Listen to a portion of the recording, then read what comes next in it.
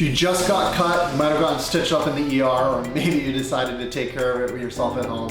What you're wondering about is it going to scar, and what can you do to help improve your scar? My name is Sagar Patel. I'm a facial plastic surgeon here in beautiful Beverly Hills, California, and I want to give you some medically grade tips on how to take care of your scar. So the first thing is, early on, make sure that you get the appropriate treatment. If a scar is wide or there's tissue missing, you should probably go to an ER or at the very least an urgent care to get stitches placed. If it's in a very sensitive, visible area like your face, make sure you get it treated by a professional who can provide precision suture placement in order to minimize the prolonged outcome of the healing process.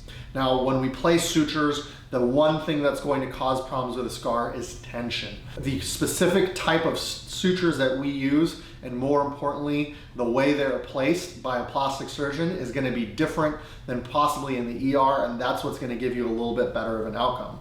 Now, the vast majority of ER physicians are fantastic at doing that. They probably suture up more lacerations than I have in my whole life, and in the end of the day, it's simply about taking the time to make sure it's very, very precisely done.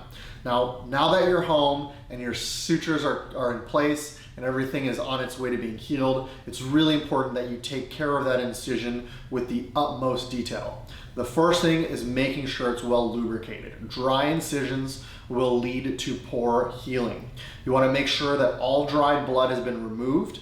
Peroxide works very well with dried blood. Put it on some cotton and just let it soak on the dried blood.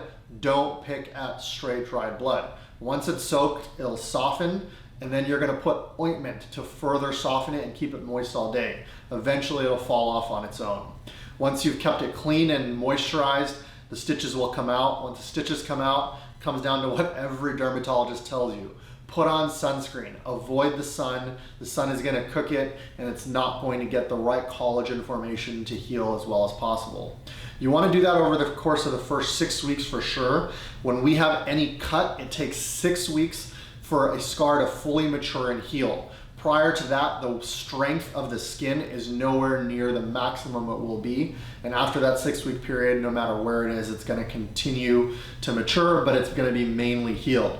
Now, the scar location is very important. In areas that are very mobile, like a finger joint, you're going to continue moving it, and it's going to continue splitting, so you want to leave the stitches in a little longer.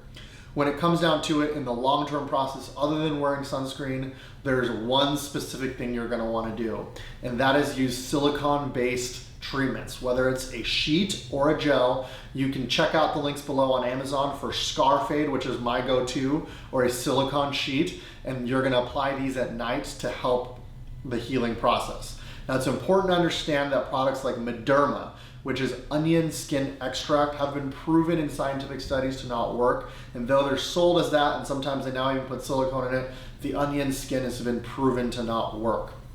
Make sure that you continue using that throughout the healing process, and if your scar is there and you don't like it, you're always welcome to contact a plastic surgeon, and we do specialize in scar revision, which is an entire process with multiple different options and avenues for all the types of scars that are out there to help them look better.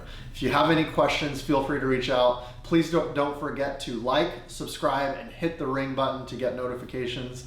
Thank you for watching this video, and check out this channel for more interesting content.